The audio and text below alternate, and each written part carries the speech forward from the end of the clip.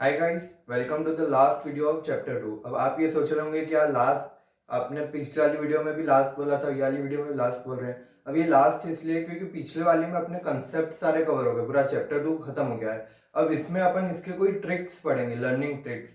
क्या इतनी सारी वो थी, एडवांटेजेस, फीचर्स, डिसएडवांटेजेस, तो उनको याद रखने के लिए क्या एक ट्रिक है, मैंने ट्रिक बनेंगे उसके लिए। ट्रिक लर्निंग ट्रिक है ना, वो समझाने के लिए ये वाली वीडियो है। ये बहुत छोटी वीडियो बनेगी। इसमें से आपको क्या है कि ट्रिक मैं आपको बताऊंगा कि याद कैसे रखना है आपको।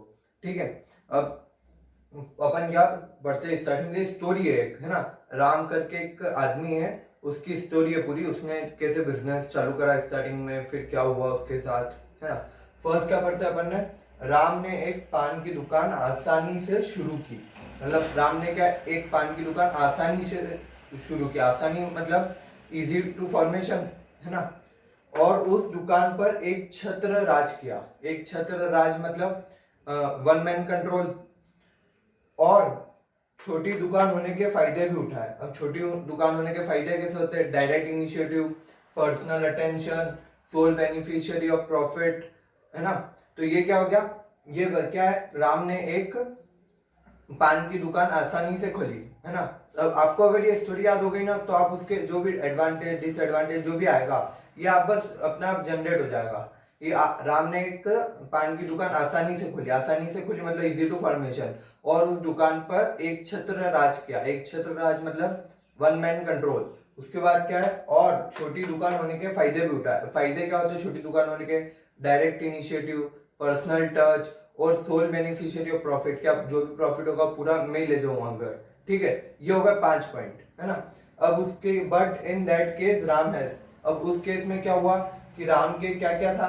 सबसे पहले अपन ऊपर से चालू करते हैं, है ना, माइंड से। लिमिटेशन ऑफ मैनेजरल स्किल, मतलब उसका मैनेजरल स्किल्स जो थी, है ना, वो लिमिटेड थी। एक जना अकेला मैनेज कर रहा तो कुछ लिमिटेशंस होगी उसकी। सेकंड क्या है, अनलिमिटेड लाइबिलिटी। अनलिमिटेड लाइबिलिटी क्या है कि उसकी जो लाइबिलिटी, अगर बिजनेस पे ऑफ नहीं कर पाया पूरा अमाउंट, तो उसको पूरा पे करना पड़ेगा। अपने घर के अंदर सोना चांदी, बर्तन, वॉशिंग मशीन, टीवी, ये बेच के उसको जो बिजनेस के ड्यूज है वो पे ऑफ करने पड़ेंगे। फिर ये क्या है, गर्दन से लैक ऑफ कंटिन्यूटी, मतलब अगर गया तो बिजनेस भी खत्म हो जाएगा। फिर जेब से क्या आ रहा है, लैक ऑफ रिसोर्सेस, मतलब कि उसके पास रिसोर्सेस की कमी होगी, वो अकेला आदमी ज्यादा फाइनेंस भी नहीं कर पाएगा। ठीक है, तो ये क्या 4 डिसएडवांटेजेस हो गए स्टोरी में, वो 5 एडवांटेजेस हो गए। अब अगर फीचर्स पूछते हैं तो फीचर्स में क्या, आप इनको ही मिला के फीचर्स में लिख दो तो फीचर्स हो जाते हैं।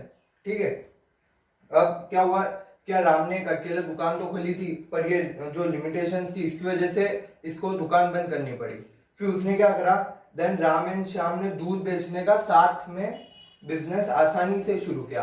फिर क्या हुआ, क्या राम और श्याम मिले, दोस्त थे दोनों, और दोनों ने क्या दूध बेचने का बिजनेस आसानी से शुरू किया। आसानी से मतलब इजी टू फॉर्मेशन, पार्टनरशिप में भी। फिर इसमें क्या क्या एडवांटेज मिले उनको, आसानी क्या हो गया, फर्स्ट एडवांटेज हो गया। सेकंड क्या, पुलिंग ऑफ मैनेजरल स्किल्स। दोनों के जो मैनेजरल स्किल्स है, ये कहां से कनेक्टेड है, टॉप से दोनों के ना। ये टॉप पे क्या रहा है, managerial skills. Pulling of managerial skills मतलब दोनों अपने अपनी अब स्किल्स लगाएंगे, दोनों अपना अपना जो टैलेंट है या फिर जिसमें वो अच्छे हैं वो काम करेंगे तो बेटर होगा। सेकंड क्या, शेयरिंग ऑफ रिस्क। दोनों अब खुश भी है क्या, रिस्क अपन अपन शेयर कर रहे हैं दोनों आप साथ में, तो वो शेयरिंग ऑफ रिस्क होगी। वरना सोल प्रोप्राइटर में क्या, तो अकेले को पूरी रिस्क बेयर करनी पड़ रही है। अब इसमें क्या, 2 जने या जितने भी पार्टनर्स हैं उनके बीच में वो शेयर हो जाएगी। थर्ड क्या है, ये हो गया ना। फोर्थ क्या, पुलिंग ऑफ फाइनेंशियल रिसोर्सेज। दोनों की जेब, मतलब दोनों की जितने पैसे हैं दोनों लगा रहे हैं उसमें, दोनों अपने अपने घर से लाके रुपए लगा रहे हैं, तो उससे क्या हुआ, फर्म की जो कैपिटल है वो ज्यादा होगी। क्योंकि एक अकेला आदमी, अगर ये राम अकेला होता तो वो क्या सिर्फ एक इतना इसकी जेब में जितने उतने कर पाता। अब क्या हो रहा है, उसकी जेब में जितने वो श्याम की जेब में, दोनों मिलकर लगा रहे, तो ये क्या, पुलिंग ऑफ फाइनेंशियल रिसोर्सेज। और वो क्या है लास्ट वाला, दोनों ने हाथ मिला लिए, है ना यार, हाथ मिल गए दोनों के। बैलेंस डिसीजन मेकिंग, क्या हो रहा है, क्या जो भी डिसीजन ले रहे हो दोनों वो बैलेंस्ड है। मतलब यार जो भी डिसीजन होगा वो मेजोरिटी से होगा। तो मेजोरिटी हमेशा, मतलब अपन मानते हैं यार मेजोरिटी जो डिसीजन लेता है उसकी प्रोबेबिलिटी ज्यादा रहती है कि वो सक्सेसफुल होगा। ठीक है, तो ये क्या हो गया, बैलेंस डिसीजन मेकिंग। अभी इसमें अपन ने कितने 5 एडवांटेज पढ़ लिए पार्टनरशिप के। सबसे पहला क्या था, राम और श्याम ने दूध बेचने का बिजनेस आसानी से शुरू किया। आसानी क्या हो गया, easy to formation first. Second, उनके माइंड से लेके pulling of managerial skills. Third क्या था, उनकी स्माइल से लेके शेयरिंग ऑफ रिस्क। फिर फोर्थ क्या था, उनके जेब से लेके, जेब में क्या था, पुलिंग ऑफ फाइनेंशियल रिसोर्सेज। और लास्ट में उन दोनों ने हाथ मिलाया था, वो क्या था, बैलेंस्ड डिसीजन मेकिंग। ओके, ये 5 हो गए। अब इसके आगे राम और श्याम को 2 रिस्क और 2 डिफिकल्टी दिखी। अब उसमें क्या हुआ, राम और श्याम ने सोच तो लिया अच्छा ये एडवांटेज है, फिर उन्होंने और देखा तो उनको 2 रिस्क दिखी और 2 डिफिकल्टी दिखी। और रिस्क क्या थी, रिस्क ऑफ म्यूचुअल एजेंसी। ये अपन ने उसमें डिसएडवांटेज में पढ़ा था, रिस्क ऑफ म्यूचुअल एजेंसी। मतलब कि अगर कोई श्याम एक्ट करता है तो वो ऐसा माना जाएगा कि वो राम के बिहाफ पे एक्ट कर रहा है, वो उसके कंसेंट से कर रहा है कि नहीं कर रहा है। अगर वो श्याम फॉर्म के नाम पे एक्ट कर रहा है तो ऐसा माना जाएगा कि वो राम की कंसेंट से ही कर रहा है, और वो उसके लिए राम भी रिस्पॉन्सिबल होगा। तो ये क्या, risk of mutual agency. Second क्या, रिस्क ऑफ डिसहार्मोनी। डिसहार्मोनी मतलब अगर श्याम ने कुछ वो करा, चीट करा, या फिर अब उसके सीक्रेट्स पार्टनरशिप फर्म के बाहर लीक कर दिए, या फिर थोड़ा सीख के वो अलग ही हो गया, पार्टनरशिप बंद करके उसने अलग बिजनेस खोल लिया, तो ये क्या हो गया, रिस्क और डिसहार्मोनी। मतलब अगर वो कुछ चीटिंग करता है या डिसऑनेस्टी करता है तो वो रिस्क है। फिर डिफिकल्टी क्या, डिफिकल्टी इन एक्सपेंशन। अब ये पार्टनरशिप इतनी इजीली एक्सपांडेबल नहीं थी, सोल प्रोप्राइटरशिप से ज्यादा जल्दी हो सकती है एक्सपांड। पर अपन दूसरी देखे, अगर एचयूएफ देखते हैं या फिर कंपनी देखते हैं, तो उनसे कंपेयर करने में ये क्या, एक्सपांड होने में कम मतलब एक्सपांडेबल है। फिर डिफिकल्टी को क्या, difficulty in transfer of shares. Partnership में आप अपना शेयर किसी को भी ट्रांसफर नहीं कर सकते हो। जैसे कंपनी के केस में ना, आपको आज बेचना है शेयर्स, वहां जाओ स्टॉक एक्सचेंज पे, वहां जाके सेल कर दो, आपको खरीदना वहां से खरीद लो। पर पार्टनरशिप में ऐसा पॉसिबल नहीं है। अगर आपको पार्टनरशिप में आपका शेयर बेचना ही है तो जितने भी पार्टनर है, मान लो 10 पार्टनर पार्टनरशिप फर्म में, एक आप बचे हुए 9 है ना, तो आपको हर एक 9 जने से कंसेंट लेनी पड़ेगी। अगर एक ने भी ना कर दिया ना तो आप ट्रांसफर नहीं कर पाओगे। तो ये क्या होगा, क्या ट्रांसफर बहुत डिफिकल्ट है ना। तो ये 2 रिस्क और 2 डिफिकल्टी देखी, risk of mutual agency, risk of harmony. और डिफिकल्टी क्या थी, difficulty in expansion, difficulty in transfer of shares. फिर आउटसाइडर्स को राम और क्या उसकी लाइट वो थी कि आउटसाइडर्स को राम और श्याम पर भरोसा भी नहीं था। इसमें अपन ने पढ़ा था कि lack of confidence of public, मतलब जो जनरल पब्लिक है वो पार्टनरशिप फर्म पे लेस कॉन्फिडेंस होती है। क्यों, क्योंकि यार वो कभी भी छोड़ के जा सकते हैं, है ना, उन पे मतलब ज्यादा भरोसा नहीं कर सकते, क्योंकि partnership easy to form easy to dissolve है। क्या अभी चालू करी, थोड़े दिन में बंद कर दी, तो वो क्या है कि पब्लिक का उस पर भरोसा भी कम रहेगा, और कि कभी उन दोनों को कुछ हो गया तो। और एक और क्या, लैक ऑफ कंटिन्यूटी, कि अगर एक भी पार्टनर की डेथ हुई तो पार्टनरशिप बंद हो जाएगी। ओके, अब एचयूएफ। फिर क्या हुआ, राम ने इसके एडवांटेज भी देखे, फिर डिसएडवांटेज देखे।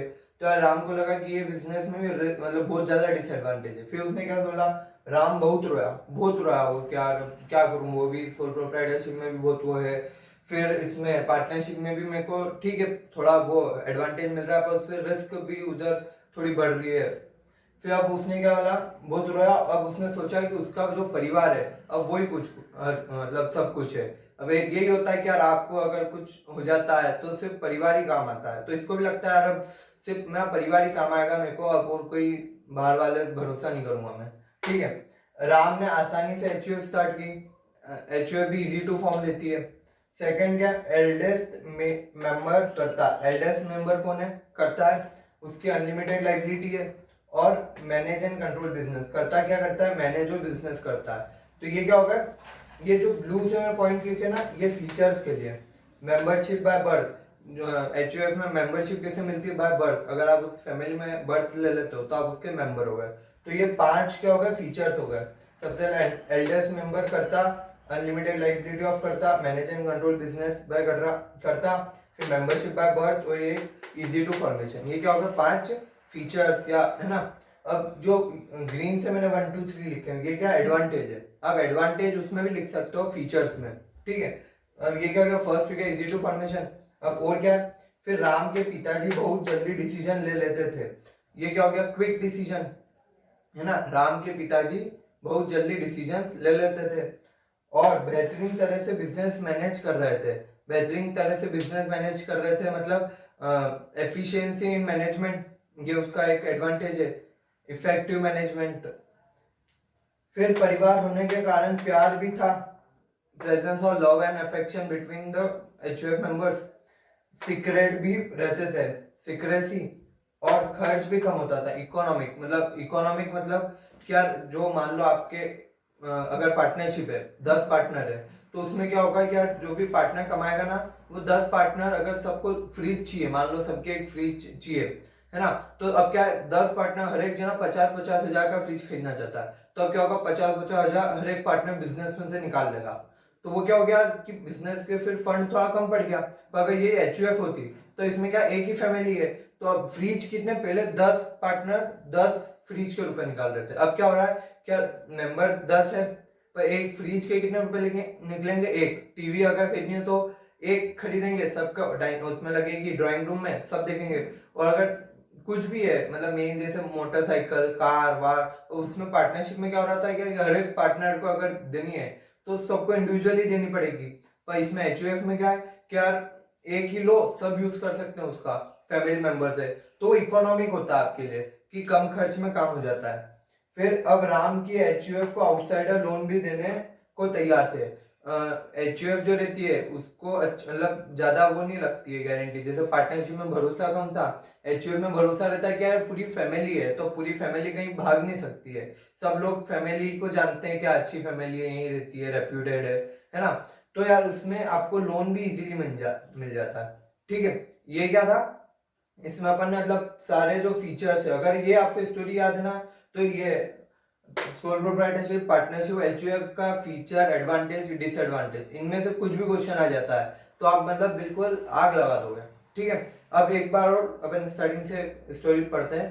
क्या है, राम ने एक पान की दुकान आसानी से शुरू की, मतलब इजी टू फॉर्म, और उस दुकान पर एक छत्र राज किया, मतलब एक छत्र राज मतलब वन मैन कंट्रोल, और छोटी दुकान होने के फायदे भी उठाए। फायदे कैसे उठाए, direct initiative, personal touch, sole beneficiary of profit. But in that case Ram has, अब उस केस में राम के पास क्या क्या डिसएडवांटेज थे, लिमिटेड मैनेजरियल स्किल्स, फिर अनलिमिटेड लाइबिलिटी, फिर लैक ऑफ कंटिन्यूटी और लिमिटेड फाइनेंशियल रिसोर्सेज। ठीक है, ऐसे याद रखना आपने, lack of managerial skills, unlimited liability, lack of continuity, और ये अनलिमिटेड वो लैक ऑफ फाइनेंशियल रिसोर्सेज। ठीक है, अब फिर उसने क्या हुआ, राम और श्याम ने एक दूध का बिजनेस चालू करा पार्टनरशिप में, उसमें उनको क्या हुआ, वो बिजनेस आसानी से शुरू हो गया। ठीक है, तो ये फर्स्ट एडवांटेज हो गया, इजी टू फॉर्म। सेकंड क्या है, वो भी ऊपर से चालू होगा, पुलिंग ऑफ मैनेजरियल स्किल्स, कि मैनेजरियल स्किल्स दोनों पुल कर रहे हैं। सेकंड क्या हुआ, शेयरिंग ऑफ रिस्क, अगर यहाँ से शेयरिंग ऑफ रिस्क। फिर थर्ड क्या हुआ, उनकी जो पुलिंग ऑफ फाइनेंशियल रिसोर्सेज, और लास्ट क्या हुआ, उन दोनों ने हाथ मिला लिया, मतलब बैलेंस डिसीजन मेकिंग। ठीक है, अब ये तो एडवांटेज थे। अब डिसएडवांटेज में राम और श्याम ने क्या देखा कि 2 रिस्क है और 2 डिफिकल्टीज है। तो पहली रिस्क क्या है, रिस्क ऑफ म्यूचुअल एजेंसी, कि अगर कोई एक पार्टनर कुछ गलत करता तो उसका खामियाजा दूसरे को भी भुगतना पड़ेगा। फिर सेकंड क्या, रिस्क ऑफ डिसऑनेस्टी, अगर एक डिसऑनेस्टी या डिसहार्मोनी, मतलब अगर एक पार्टनर कुछ गलत करता है ना, फर्म के साथ किसी की नीयत खराब है, तो उसकी जो लॉस होगा वो भी आपको ही बेयर करना पड़ेगा। फिर 2 डिफिकल्टी थी। फर्स्ट डिफिकल्टी क्या थी, डिफिकल्टी इन एक्सपांशन, कि यार ये इतना इजी नहीं रहता है एक्सपांड करना पार्टनरशिप, जितना कंपनी है वो रहता है। ठीक है, और ये क्या, difficulty in transfer of share, आपको अगर पार्टनरशिप फर्म में ट्रांसफर करना है शेयर, तो हर एक पार्टनर की कंसेंट लगेगी, तो ही आप ट्रांसफर कर सकते हो, अपने मतलब इच्छा पे नहीं कर सकते कुछ भी। आउटसाइडर भी राम और श्याम पे भरोसा नहीं कर रहे थे। और एक और क्या था कि लैक ऑफ वो कंटिन्यूटी, वो कभी भी मर सकते थे, तो उसका लैक ऑफ कंटिन्यूटी, कि अगर एक भी पार्टनर मर गया तो वो पार्टनरशिप में एंड हो जाएगी। फिर अब एचयूएफ क्या कर रहा है, राम बहुत रोया। फिर क्या, राम बहुत रोया, उसको अब उसने सोचा कि अब उसका परिवार ही उसके लिए सब कुछ है। ठीक है, अब क्या था, उसने आसानी से एचयूएफ भी स्टार्ट कर ली। फिर ये क्या फीचर है, आसानी से एक ये फीचर हो गया, फिर एल्डेस्ट मेंबर को करता कि अनलिमिटेड लाइबिलिटी है और वो मैनेज और कंट्रोल करता बिजनेस, और मेंबरशिप का मिलती है, मेंबरशिप बाय बर्थ होती है। ठीक है, 5 फीचर हो गए। एडवांटेज देखते तो एक आसानी से शुरू हो गया, मतलब इजी टू फॉर्म।